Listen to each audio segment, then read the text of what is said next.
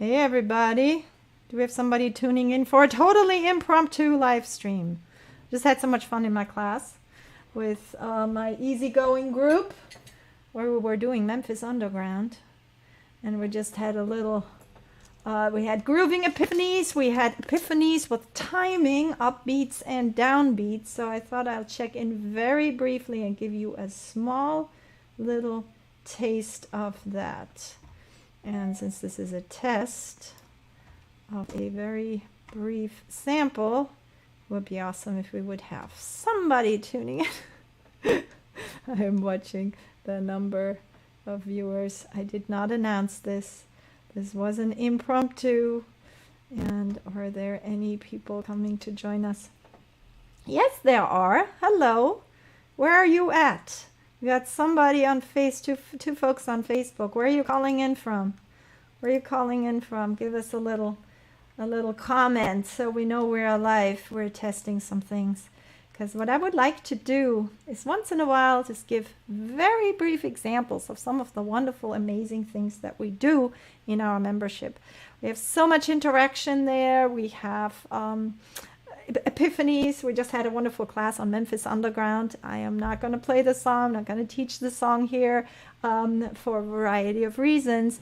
But I want to show you a tiny little bit of what we just did. But I'm not going to start until I get one comment from somebody. Because I got a like. Thank you, Chris. Appreciate that. I want somebody to put a comment, please, just so we know we are live and we're testing and all is working. That would be fantastic. So what I do in my membership is I go live several times a week.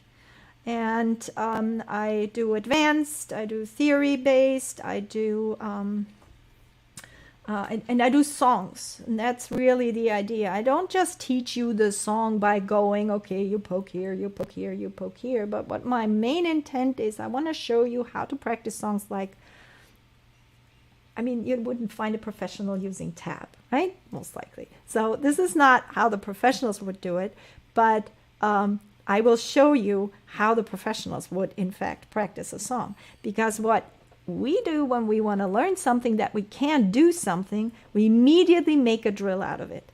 And this is essentially what I base my membership on. We learn songs, and we do so by making drills out of the song. So that when you know the song, you don't just add another song to your tune list, but we add some real skill. We give you something that you can sink your teeth on, a technique challenge inside the song, or a challenge in terms of rhythm like we just did. And we just had so much fun with upbeats and downbeats in my class. I just wanted to share a little bit of the vibe here. We got Al in the house. Hello there. And Facebook user doesn't give me a name. But I just wanted to show you one very quick drill, because this is usually for the members only, but I'm giving you a tiny little sample today just because. And maybe, Fred, you can put the link in there. If this interests you, then you can still sign up. We are very soon, because I don't want the membership to be too big so that we don't get too many people at the same time. There's a lot of interaction, so we are shutting it down very soon for general access. And we can then you got the link there, Fred. Then we can we still have a few spots, but we don't want to make it too big, because I see everybody in their little Zoom tiles and people can see me, and I can say, hey, move over a fret there, you know, or 2 frets over, and you can interact with me, ask me questions, all that good stuff. So we have a blast. So here is a tiny little sample of what we just did, which was awesome. We were doing the tune Memphis Underground, and here is a groove that we are using to practice it. Obviously in the class we play the tune and all of that good stuff, but I can't do that on Facebook because of copyright. So what I'm going to do is just show you the drill.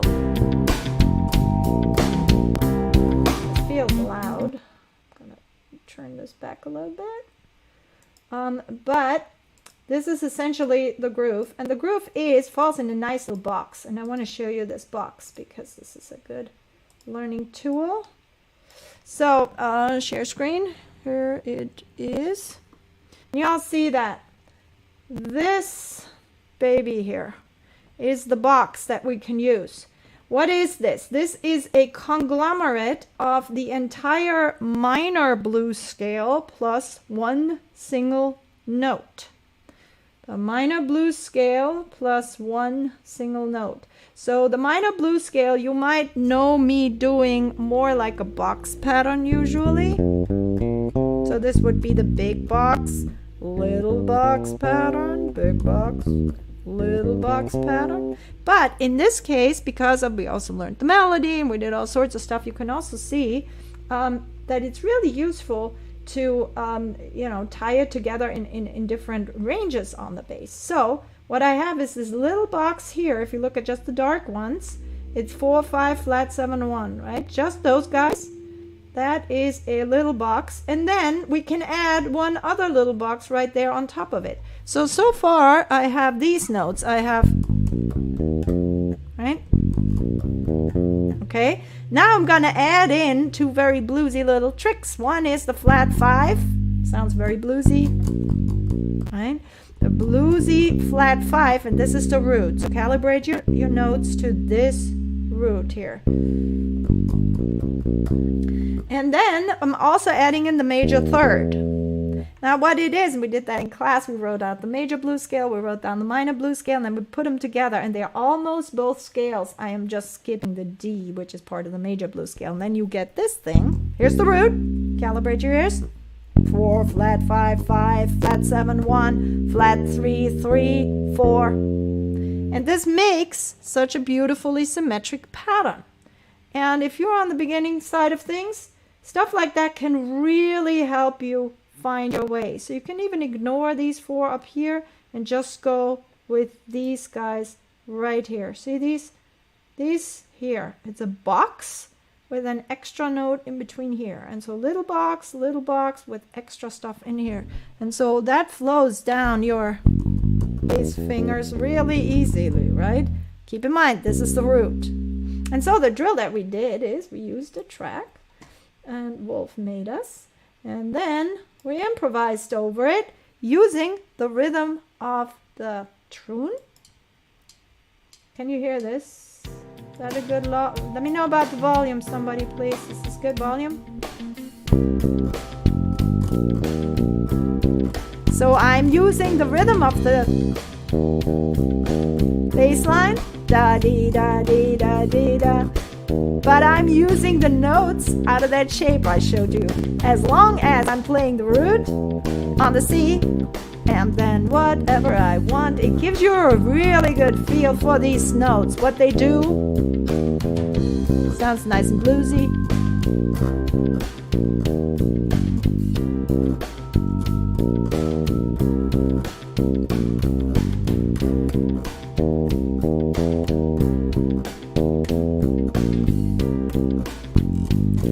Notice that I'm avoiding the 4 a little bit, because if I sit too long on the 4, it clashes a little bit, but if you don't sit too long on it, you totally get away with it.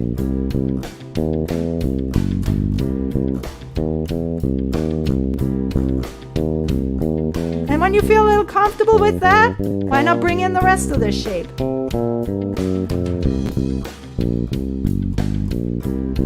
You want to remember what that shape looked like?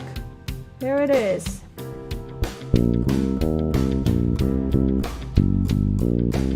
Then we did drills where we did 1 round on the lower box and 1 round on the higher box. Lower box, higher box. And you will soon discover, some things work better than others. Some things work better than others. You might notice that this little resolution, that works really nicely, right?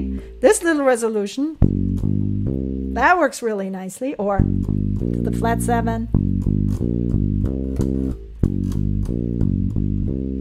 However you rhythmicize it or find it, or wherever you place the notes, rather, I should say, it makes for you possible bass line, right? Other things might not work that well. For example, if I do stuff like, that's a little jumpy, right? Or might work for a different style, but not maybe that much in the Herbie Man vernacular. So those kind of things work well for fusion, you know, jumping around in fourths and these kind of things. But for a tune like that, the little resolution there with the half step to the 3 works great. The half step to the major third works really great. Not so much the half step to the 4. And it almost sounds like you're changing chords for a second. Of course, it's just a passing note and you can use the 4, but I'm just saying, you know, this one sounds really nice and bluesy, and so does this one. That sharp 4, flat 5 to the 5. You know?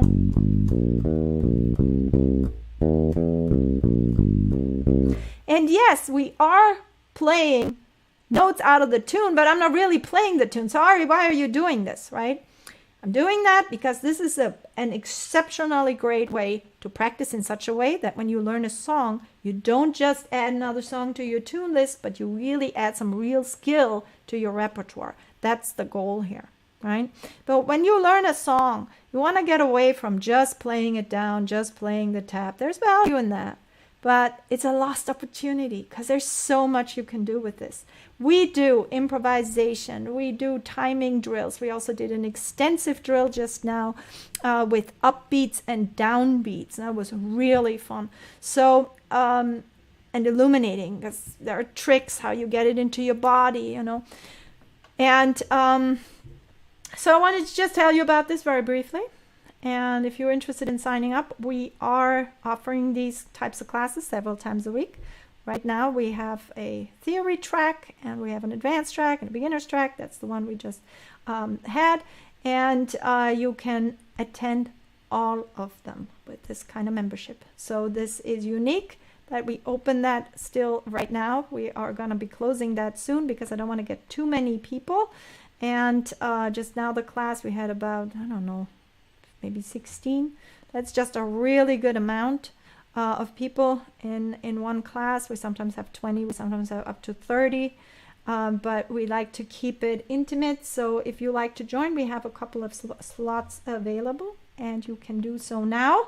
You see the link here, membership, arispaceblock.com/membership. It's an ongoing membership. You can start and stop at any time. It's $99 a month.